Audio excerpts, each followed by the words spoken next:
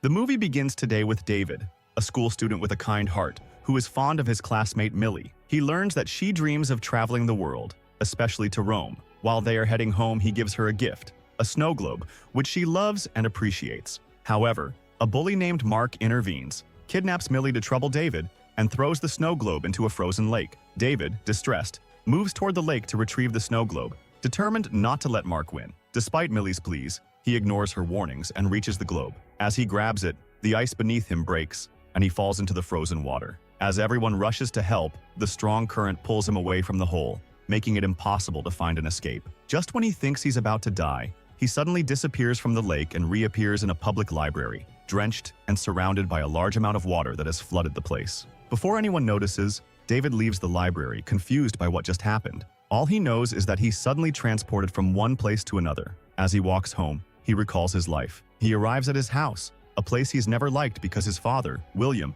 has always treated him poorly, and his mother left when he was only 5 years old. When David enters, William is shocked by his disheveled appearance and the water soaking his clothes. However, William is more concerned with cleaning up the mess rather than addressing David's condition. David immediately runs to his room, slams the door behind him, and starts to cry, feeling frustrated and upset. His father, William, tries to open the door angrily. Suddenly, David finds himself transported back to the library. He notices that the doors are locked, so he collects his thoughts and manages to teleport to his room. The force of his arrival shakes the house. The first thing David thinks is that his newfound power could change his life completely. He grabs his hidden money and a bag of clothes and decides to run away. Meanwhile, Millie is crying over David, believing he's dead. When she looks at her swing, she finds the snow globe and realizes he's still alive. In truth, David had wanted to tell her everything, but he was worried she wouldn't believe him. In the end, David decides to leave everything behind and start a new life in the city, renting a small room. Now, his main focus is on learning how to control and use his powers effectively. He practices teleporting to places where no one is around, and at first, controlling his ability is difficult. Over time, he begins to understand how it works and realizes he can't teleport to places he hasn't seen before. He recalls visiting a giant building in New York with his mother when he was young. As soon as David thinks about going there, his room starts shaking violently, with everything flying around and the walls cracking. Suddenly, he finds himself at the top of the building, surrounded by fog. Given that he's only 15 years old, he decides to use his newfound power for theft. He heads to the nearest bank, pretending to need the restroom while surveying the bank's vault. That night, after the bank closes, David equips himself with gear and a bag, teleports into the vault, and begins taking as much as he can. He returns to his room repeatedly, emptying the vault until it's left bare. The next day, the employees discover the catastrophe, and a man named Roland, claiming to be a national security agent, arrives. He finds that investigators and police are baffled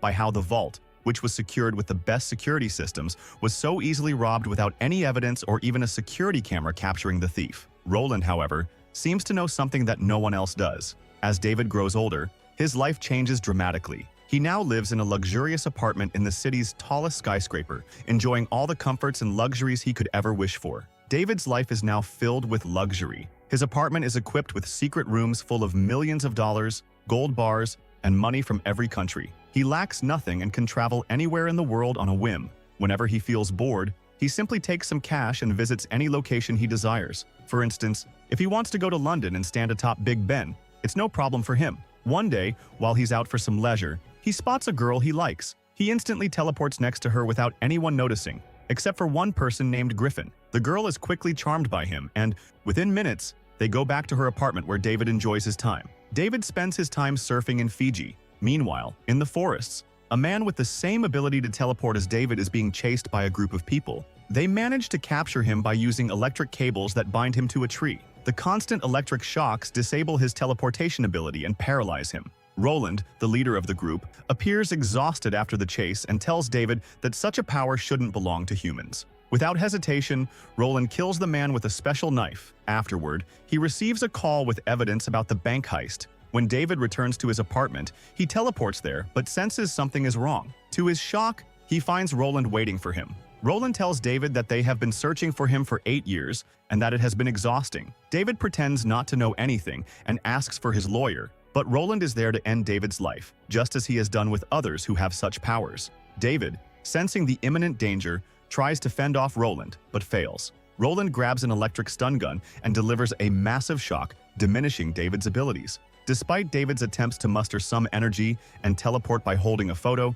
the electric shock severely hampers his efforts. At this critical moment, Roland continues to assault David and throws him from the second floor. He then ties David with an electric cable, anchoring him to the ground and preventing him from teleporting. Roland informs David that he can't use his power without consequences and declares himself as the punishment for David's actions. David, terrified, retreats to his secret room, manages to cut the cable, grabs as much money as he can, and escapes to his old home just moments before Roland could capture him. Meanwhile, William feels a disturbance in the house and rushes to David's room, pleading with him and expressing his confusion about whether what he's experiencing is real or just a delusion. David reassures William that he's not crazy and then teleports to another location. Roland, enraged by the events, summons his team to investigate David's teleportation locations and the evidence captured in the photos. David, after much contemplation, decides to return and check on his father and his old love Millie. He only knows her old address, and when he inquires about her, her mother is shocked to find out he's still alive.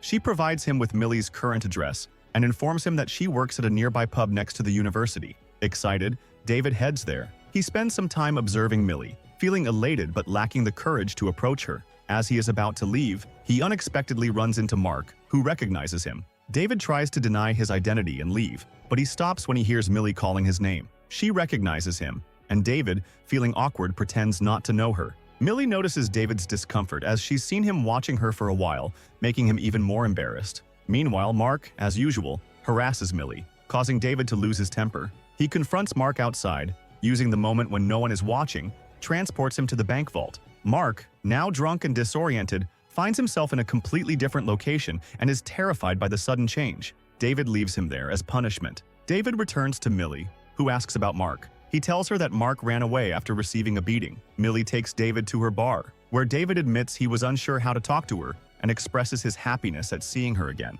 He tells her he works in banking, which is true, and asks if she's achieved her dreams of traveling. When he finds out she hasn't, he suggests that she join him on his travels, including a trip to Rome, realizing he's been planning this for her. Throughout this time, Gerald is monitoring David closely, tracking his every move. In Rome, David and Millie arrive at an extravagant hotel where the staff warmly welcomes them. Meanwhile, Roland manages to speak with Mark after receiving news that bank employees found Mark inside the vault, with no clear explanation of how he got in. Although Mark's story is met with skepticism from others, Roland is different. He requests a detailed account of everything Mark experienced and, upon receiving new evidence, discovers that Millie and David have arrived in Rome together. David and Millie enjoy their luxurious room at the hotel, and Millie is amazed by the opulence. She is curious about how David managed to afford such extravagance, as his bank job doesn't seem to explain the wealth. David assures her he is honest, and she believes him. Their relationship deepens, and they fall in love. The next day, they explore the city and visit the ancient gladiator arena,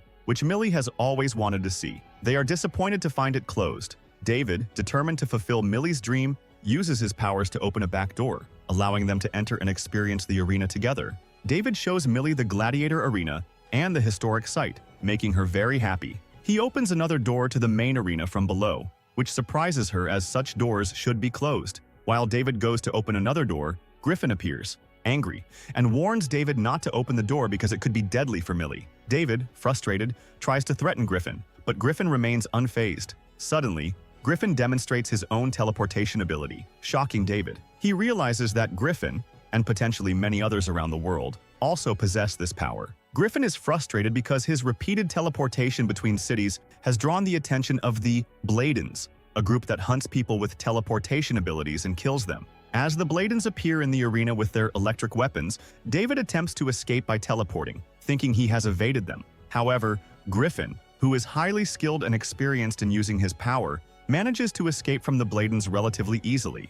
David, on the other hand, falls into their trap. The Bladens' electric wires prevent him from teleporting, making him vulnerable. Griffin continues to evade the Bladens, using his strength and abilities to fight back, throwing one of them against the wall and tossing another from a height. After David manages to free himself, he learns from Griffin that the Bladens' sole mission is to hunt and kill people with teleportation abilities. During the chaos, a staff member notices what's happening and runs off to alert the police. Griffin, upon hearing this, takes the body of one of the Bladens and teleports to his secret hideout. David follows Griffin through the tear he made in the arena. He arrives at Griffin's hideout, but due to his lack of experience, is disoriented and unsure of where he is or how he ended up in such an unfamiliar place. In reality, anyone who can reach a tier made by a teleporter before it closes can follow them to their destination. Griffin, frustrated and anxious about his secret hideout being discovered, yells at David to leave and go save his girlfriend, as she is likely in danger. In a flash, David teleports to Millie, takes her, and quickly exits the arena. However, the police are waiting for him and stop him. Millie demands an explanation for what happened, but David struggles to find the right words to explain. Because David tries to escape, the police handle him roughly and arrest him. The officer interrogates him, demanding to know the whereabouts of the bodies. Meanwhile, Millie waits below, eager to learn more about David. Just as the officer leaves the office, David's mother, Mary, enters. She gives David 30 seconds to escape before the officer returns and gives him the handcuff key. Mary urges David to save Millie, warning him that her life is in danger. In shock, David struggles to speak and comprehend the situation. He manages to follow Mary while still handcuffed to the chair, overwhelmed with questions. As he sees the officer, he becomes agitated and is thrown on top of the Sphinx. David frees himself, returns to the police station, and takes Millie with him to escape. Millie is puzzled by how easily they let him go and is skeptical about David's explanation. She questions his motives and behavior as they leave the city. At the airport, David gives Millie her ticket to return to the States, and she insists on knowing the full truth and seeing the contents of his bag, which he refuses to let anyone else handle. Unable to deny her, he reveals the large sum of money in the bag, but refuses to explain its source, knowing it would mean lying to her. In the worst possible way, he tells her he can't travel with her and that they need to part ways. Millie is heartbroken and leaves, struggling to hold back her tears. Roland learns that his men were defeated in Rome and now David is missing. He tries to find new leads on where David might be and ends up at David's old home. There, he meets William and asks him about David's whereabouts. William tells him that he last saw his son 8 years ago when he disappeared. Roland is shocked to discover a photo of David's mother in the house. After William becomes frustrated with Roland's questions, he tries to force him out. Meanwhile, David, having returned to Griffin's hideout, finds Griffin playing PlayStation. David sees that Roland's images are everywhere, revealing that Griffin is actively hunting him and wants him dead. Griffin's organization, the Bladens, is massive, and the hunt has become personal for Griffin. The Bladens aim to eliminate all individuals with the power of teleportation, seeing them as a threat that grows daily. David, eager to learn more about the organization, pressures Griffin for information. Griffin reveals that the Bladens emerged during the Middle Ages in response to the presence of teleporters. They have been hunting and killing teleporters for centuries because they believe that such powers shouldn't exist, fearing the potential for misuse and chaos. David realizes the extent to which the Bladens will go to achieve their goals, including harming anyone connected to teleporters, like his father William and Mila. He feels a deep sense of fear for their safety and rushes to check on his father. To his horror, he finds evidence of a violent struggle and sees William severely injured and lying on the ground. Without hesitation, David teleports William to the hospital, emotionally distraught. Meanwhile, he confronts Mark to force him to reveal whom he disclosed David's whereabouts to. Mark admits that he told Roland everything, which enrages David. David returns to Griffin's hideout, only to find that Griffin is still reeling from his recent encounter with the organization at the ocean. David, desperate to protect Millie, who is about to land and become an easy target for Roland, begs Griffin for any information that might help him take Roland down. Griffin, however, admits that despite 10 years of pursuing Roland, he has never managed to capture him and has sustained serious injuries in the process. Determined, David insists they join forces to defeat Roland. Initially, Griffin refuses and teleports to China, but David follows him. David and Griffin, after an intense chase through various locations, finally come to an agreement to work together. They steal a sports car and drive recklessly through the streets, teleporting the car itself from place to place. David is amazed by the ability to teleport something as heavy as a car, something he never imagined possible. During their drive, Griffin shares his backstory with David. He reveals that he discovered his powers at the age of 5 and that his parents were killed by the organization. The two bond over their shared experiences and begin to form a plan to take down Roland and the organization. After their outing, David and Griffin head to the airport to wait for Millie, as the organization is likely monitoring her. David, however, hadn't realized that her flight had landed an hour earlier, so they arrive too late. They switch to Plan B. David goes to find her, while Griffin arms himself. Through searching, David learns that she is at her apartment and that Roland is looking for her. Terrified, David teleports to her balcony. Millie is startled to see David enter through her window. He tells her he wanted to check on her, and despite her insistence to understand what's happening and why he left her, David has no choice but to reveal the truth. At first, she's terrified and confused. Trina escape. Just then, Roland arrives with his men. David has no option but to take her to Griffin's hideout. However, Roland realizes that David has just teleported moments ago. Using a special substance, he finds the crack David created and uses an advanced device to enlarge it, following David through the crack. Griffin is furious that his hideout has been compromised. When they enter, Roland and his men appear. Griffin and David hide, hoping to find a chance to deal with them later. At one point, David notices a photo of Mary and is surprised by its presence. As he approaches it, Roland spots him and attacks with a net, pinning him to the wall. Roland draws his weapon, ready to kill David. David tries to reason with him, emphasizing that he is not a bad person and that he is different from others with similar abilities. However, Roland is convinced that eventually, David will turn evil, and this is the fate of all like him. In this intense moment, Griffin appears with a flamethrower and attacks Roland. Their fierce battle causes Roland to take a powerful blow, breaking through a wall and being thrown into the desert. Griffin then reappears, having transported a large bus, and hurls it at Roland. He follows up by firing at him. Realizing he has no escape, Roland uses the crack to jump back to Millie's apartment. Griffin follows him and continues the fight, causing extensive damage and setting the apartment on fire. David, with Millie's help, manages to free himself and apologizes, confessing his love for her from when they were 5 years old. Just then, Griffin returns with their device,